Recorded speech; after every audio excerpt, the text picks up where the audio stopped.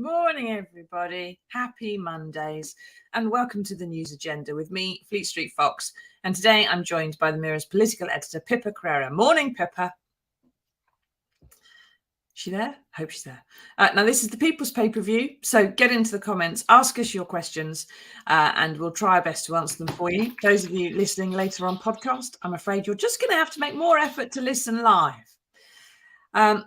So what have we got today?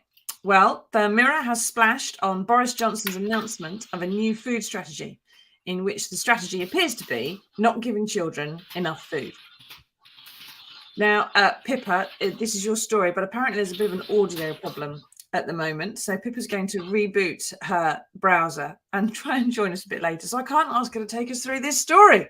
So this is going to be interesting. What's happening is the Prime Minister today is launching his food strategy. Now, this is something that he had a chap called Henry Dimbleby, who, yes, is related to those Dimblebys. He had him look into it several times, okay, as to how we need to feed the nation better.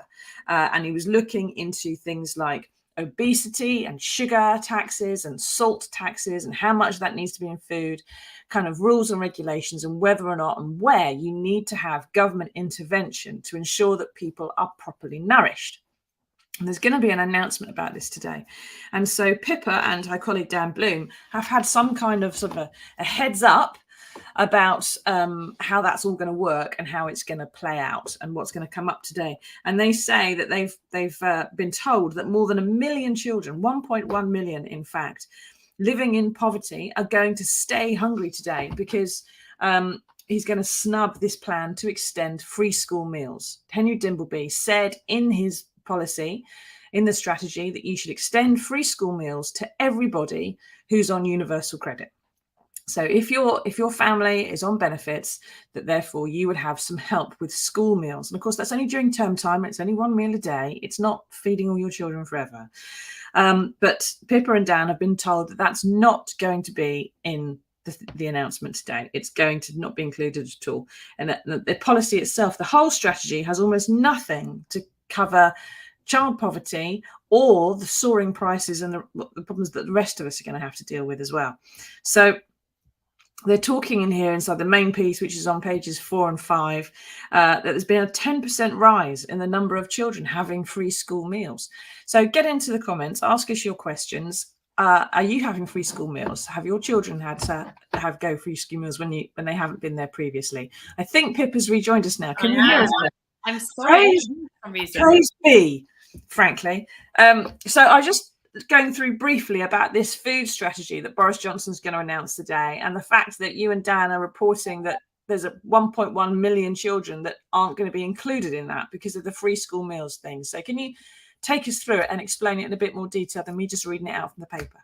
Absolutely. So the key point on the food strategies, it was designed to be a sort of a world-beating strategy looking at food supply and health, including the obesity crisis, the environment, all of those things when it was announced to us by Boris Johnson. And we've had various incarnations of it over the last few years, and now finally have the government's final decision on what bits of it it's accepting. And it was drawn up by a guy called Henry Dimbleby, who founded the Leon chain. And he made lots of quite radical suggestions, like having a salt and sugar tax, recommending a 30% reduction in meat and dairy consumption, expanding school meals to children in all households that are on universal credit.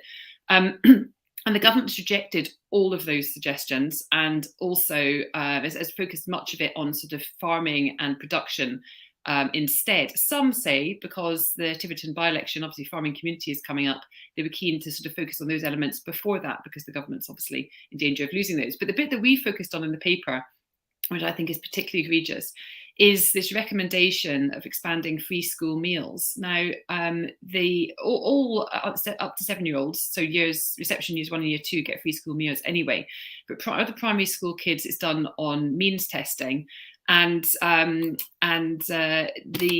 because of the way the criteria is applied, it doesn't automatically go to every child that's in a household that might need it. And what the suggestion that Henry Dunbar came up with was that if you extended it to all families, all children in households up until the age of 18, where the parents were recipients of universal credit, then you're more likely to sort of catch all the children that need that extra support.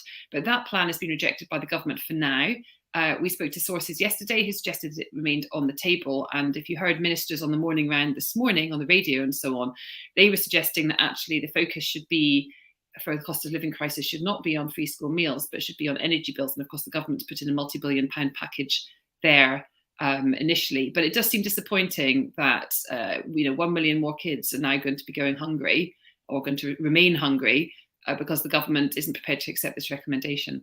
And when you were looking into this, investigating it, did you have any indication for them why they're not including this in the food strategy? I mean, the immediate assumption would be that they decided it was too expensive, for example. Yeah, I mean, that was part of it. It would be a multi-million pound investment.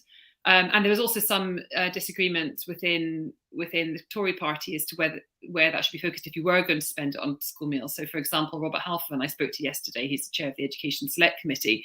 He thought that money would be better targeted at providing the neediest children breakfast. Some of those would also qualify for lunch, because much of the research suggests that giving children food at the start of the day, not just obviously is beneficial for them health-wise and socially, but also improves their academic attainment. And they in general, if a child has had breakfast, they're likely to get 2 GCSE grades higher than they would were they not to have breakfast.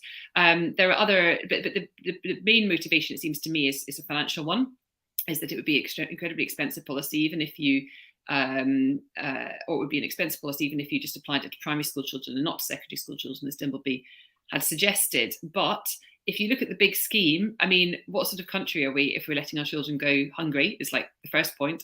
And secondly, if you're talking about tens or hundreds of millions of pounds here, the government has already announced a recent £15 billion programme aimed at helping the cost of living crisis with fuel bills, which obviously is really important as well, but suggests that the most vulnerable, those children that even pre-cost of living crisis weren't qualifying for this, for the free school meals, are still being left out. And I think we'll probably going to hear much more of it from the likes of Marcus Rashford, the Manchester United football star, who's been campaigning on free school meals, and of course Jack Monroe, the food poverty campaigner, let alone any of the politicians that will also be trying to focus on this. Of course, yeah. Now, keep asking your questions, everybody. My daughter's on free school meals because she's in the youngest. She's in year 1, so she's in this. Every child under a certain age gets free school meals because they've decided that good nutrition at that age makes a huge difference later in life. But I could afford to feed her, so is that reasonable? Perhaps we should be means testing free school meals throughout school rather than just doing it people on benefits when they're a bit older and over 7. But this is the sort of thing, Pippa, like you've said, that the footballer Marcus Rashford sort of campaigned about during the lockdowns, and when he asked for free school meals to be extended to families who were earning less than £20,000 after you'd taken benefits into account. The government refused twice to do that then, and then had to back down twice again, didn't they? Mm-hmm. So, I mean, what are the chances, do we think, that, like you said, Mr. Rashford and Ms. Monroe may well be reactivated, but what are the chances the government's going to be able to stick to this? Well, it's hard to say, isn't it? Because at the time of the 2 Rashford campaigns, that was about extending free school meals during the summer holidays, because children obviously would then have a 6-week gap, where previously they'd qualified for them, and there's no guarantees that they're going to get any hot meal during the summer holidays. And it was during the pandemic, so there was, I think, a particular public sentiment that was really important at that time, more than any other, when so many families were hit financially, that extra provision was there. This is obviously a little bit different, and the government or this government has tended to prefer kind of like one-off programs than anything that would involve committing it to a big financial outlay over a long period. So, for example, the free school meals of the summer holidays, they could say, okay, here's a pot of several tens of millions of pounds, which would cover that, but it's a one-off. They happen to do it twice. Whereas increasing the threshold for families in general to free school meals, meaning 1 million more kids could be provided for, is a much more expensive business. And actually, Dimbleby recognised this when he made when he announced his updated food strategy last summer. He acknowledged that the cost of extending it would be 800 million quid a year. So he suggested instead raising the income threshold to £20,000, whereas currently a household and universal credit in England must earn less than 7,400, regardless of number of children in the family. So that would bring the cost down to a couple of hundred million to 544 million. So he recognises that there is a financial issue for the government here. But it comes back to my original point, which is if you're spending billions of pounds on supporting people during the cost of living crisis, then why aren't hungry children, your priority? Yeah, they do sort of perhaps matter a little bit more than a tax cut at the petrol pumps. We all want a tax cut at the petrol pumps, but I think feeding children, like you say, may be something that's going to have a bit more impact, especially politically. It's going to work really well for him, I would have thought, to say, we're going to be making this a priority, is feeding the youngest and those most in need, the youngest and the poorest. That would be important, you'd have thought. Now, keep asking your questions, everybody. How do you feel about all this? Do you think the government should be coughing up £500 million to feed the nation's children? Lots of people do tend to say it looks up to your parent to feed the children, and you shouldn't have children if you can't afford to feed them and look after them, can't care for them properly.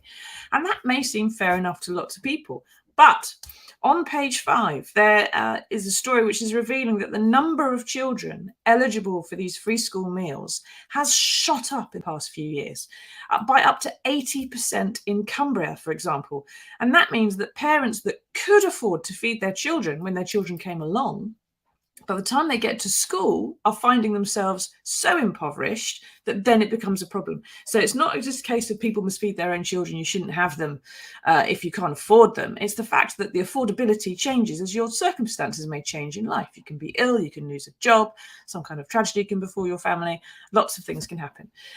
So parents, are pretty amazing people in lots of ways, Pippa. I know you and I agree on that, but they still can't predict the future. And it seems like there's this growing problem in places, it includes London and the West Midlands, with these pockets of poverty, which are just getting bigger, which means the problem's going to get bigger if it doesn't get fixed. Yeah, absolutely. And of course, this is one isolated aspect of it, Susie. I mean, free school meals, although clearly very important, are one of a number of areas where parents and families are struggling. And that's why the government announced this extra £15 billion support package for energy bills come the autumn. And that will be a big help. And that was the right thing for them to have done. And I think it's important that when they do the right thing, that we say that they've done the right thing. What they haven't done, though, is said what support's going to be there the following year. And there were, of course, suggestions that they should allocate that support in different ways. So they decided to give people 600 quid off their energy bills and not have to pay it back. And there'll also be a discount on a rebate on their council tax. Which for the poorest families, with the extra support that's also available there, will be over £1,000 of support a year, which will just about make up for the £1,200 universal credit cut that the government imposed last year. So there is some support coming, but I think there's been a big campaign, and the Mirror's been amongst those calling for this, for that £20 a week UC cut to be reversed. Obviously, it was brought in the first place to help during the pandemic, but clearly it was addressing a need. And as I say, the government seems to be resistant to having any long-term commitment financially, because of course the public finances are not in the best of places. We had figures out this morning that showed that in the last quarter there was a 0.3% reduction in growth. 2 quarters in a row, as you'll be aware, of negative growth equals a recession. And at the same time, inflation is soaring above 9%, probably going to hit 10% the next time we get the figures. And we're all feeling that, whether it's at the petrol pump, whether it's at the shops when you're buying your groceries, whether you're buying kids' school uniform, all the other sort of essentials everyday life. So free school meals are clearly really important. And I have to say that the government hasn't said that this is off the table. They just said that the support is likely to come in a different format other than through the food strategy. But they managed to put it off for now, and it's possibly one of the more eye-catching and emotive elements of the cost of living crisis if children are going hungry. Yeah, and it's a really easy open goal, of course, for the opposition to say the Tories don't care. Now, Tina says, I have to pay £100 a month for both my girls to have a school meal. Even though my partner's working with bills rises, it's still a struggle. And £100 a month, it's 50 quid a month for two children to have one hot meal a day. I mean, if you were feeding them at home, you could probably just about afford to do that a bit cheaper than that. So, but the school dinner prices do seem to be a bit expensive as well. But that's because so many of them are outsourced outside the school. So many of them don't have school kitchens anymore, or the kitchens they do have are just for reheating something they've bought in from outside. My daughter's school gives them pizzas, and not very healthy pizzas. I'm not terribly chuffed by. But it's not much fun to have to pay huge amounts of money. But you do need to, give them something to eat at school, and that can obviously be the best way for them to have a good, warm, healthy meal in the middle of the day. And it's a bit difficult, but thank you for sharing that with us, Tina. Now, we do need to move on to another brilliant Tory policy. And today, charities are taking the government to court again over the plan to send asylum seekers to Rwanda.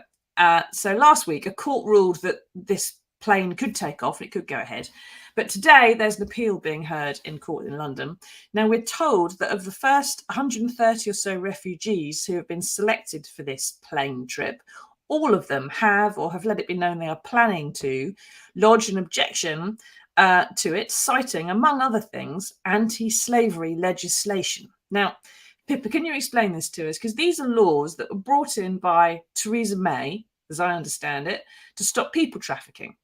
Yeah. And the people who have been trafficked are now using those laws to protect themselves from being trafficked again, which seems reasonable enough on the face of it, and kind of what the point of the laws was for when the Tories brought it in and voted for it. So why are they now campaigning, it would appear, or talking about making it easier to turn people into slaves again? Well, it's really interesting, and I'm for one, going to be really interested to hear what Theresa May says about this, because you're right, she made this flagship legislation when she was Prime Minister, and it's something she campaigned on throughout her time as Home Secretary to get the law changed. Eventually, it happened, and this modern slavery legislation was, as you say, designed to protect vulnerable people that were trafficked to the UK and then made to work. And sort of, put up in really illegally, but put up in really sort of awful conditions and effectively treated like slaves. And the suggestion here from the government seems to be that some migrants are using that modern slavery legislation as a way to stay in the UK. So not because they have themselves been trafficked necessarily, but because they're using every trick in the book to stay here. And of course, that's what the government tells us. That's not what the charities that actually work with these people or some of the lawyers tell us. But the background to all this is that the government, from day one when it announced this policy, said of sending asylum seekers to Rwanda, said that it was likely to be thwarted by, their words, lefty lawyers. Now, in my view, if something is illegal, it's illegal. And it's right that lawyers, if our laws are such that lawyers find that the government's in breach of them, then that should be upheld. If the government wants to change the law, it's another matter. But it almost felt like the government was up for a fight with what it calls lefty lawyers, because as we all know, they all love a culture war and bashing lawyers that want to try and thwart their hardline immigration plans. Sounds like sort of a perfect example of what we've seen from them. However, the High Court, as you said, some of these organisations, including the PCS union, which represents about 80% of border force staff, who are the ones that would obviously have to implement the policy, it failed in their High Court bid to get an injunction on Friday. But there's a second overarching case due to be heard in the High Court today after Asylum, which is a refugee charity, applied for an urgent interim injunction. They're planning to fight it, and we've been told by Home Office sources that flight will leave tomorrow as planned, even if only one migrant is on the plane. And the interesting thing Oh, good, because that won't be a complete waste of flipping money, will it? Well, tens of millions of pounds. I mean, 120 million quid the government spent so far, which of course is one of the arguments against this policy, is that it would be incredibly expensive and not get the results that the government say it wants to get. But 130 people were originally told that they were going to be on the plane.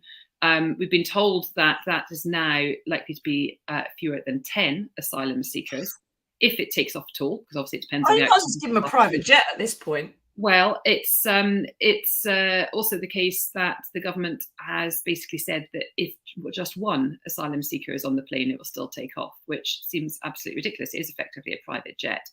But like I say, it's about the backdrop to this is about the government wanting to present a tough immigration policy to address the concerns of some of their core voters that they need to shore up support amongst. It doesn't seem to be a workable policy. It might not be a legal policy. It's certainly a very expensive policy, and there's lots of opposition to it. It's designed, they say, as a deterrent to people taking small boats across the Channel. It doesn't seem to have worked in that aim so far, because so many people are still doing that. And if genuinely there was a policy proposal that that had the prospect of saving lives by preventing people coming across the Channel, then that would be a good thing. For example, some of the suggestions that have been made are having processing centres in the north of France, so that people that want to seek asylum here can start that process there rather than crossing the Channel and putting their lives at risk. That would depend. And the second one is working more closely with the French government on properly policing the beaches so that people don't leave and put their lives at risk in the first place. But of course, both of those depend on having the British government having a good relationship with the French government, which frankly at the moment it does not. And there seems to be very little desire among some wings of the Tory government to sort of reach out and rebuild those bridges, particularly at the top between Boris Johnson and Emmanuel Macron, because the French seem to be like a handy opponent. It's very useful for the government, it feels like, to be able to turn around and say it was all the French's fault, rather than thinking properly better policy long term, which could make a difference, which could save lives, but could also live up to our moral and legal responsibilities to take asylum seekers, our share of asylum seekers here in the UK. I think arguably, Pippa, it's been the policy of the leaders of Great Britain and the United Kingdom to blame the French for everything for about 1,000 years. I mean, go back to sort of, William the Conqueror, you'll find people blaming the French. So it seems to be our mindset. We just want to blame the French for stuff. Now, Steve says, good morning, Steve. This policy seems to have lost all sense of compassion. People are not objects to be shifted around. Quite right. Today, interestingly, elsewhere, because he wasn't on this show, Boris Johnson said, and I quote, when he was asked about this, I do think it's the job of government to stop people breaking the law. Just going to leave that one with you, Pippa. Thank you, everybody, for your comments on that. Now, we're going to move on because we've got to wrap up today, but there is some good news in the world, and here it is.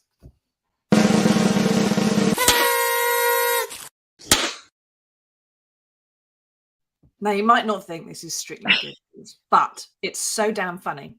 We had to share it with you, and because it adds to the gaiety of the nation, which is one of the roles of a newspaper, especially after those two stories we've just had.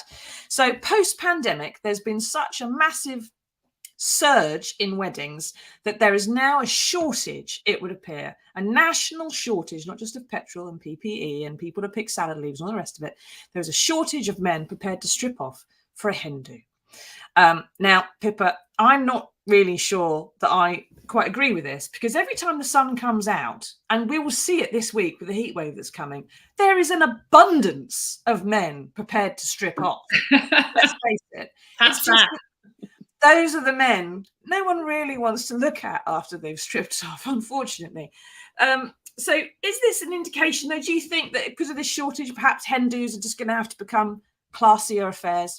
Well, you know what? I could make a very serious political point here and say that the government keeps telling us that we've got higher employment in the UK than we have had for decades. And there is definitely a labour crisis, part of that because of Brexit, because there's so many Eastern Europeans that used to work here that now don't wanted to go home. It's harder for anybody to come here to work here. So maybe what we need to do is have a special visa for foreign strippers to fill this key occupation, so that if people want to come over here and work as a stripper, those hen parties can still find one. But maybe that really would break the people traffickers business model there. If you just sign up. But but less seriously, I mean, each to their own, Susie. But personally, my hen do was a very sedate affair by comparison.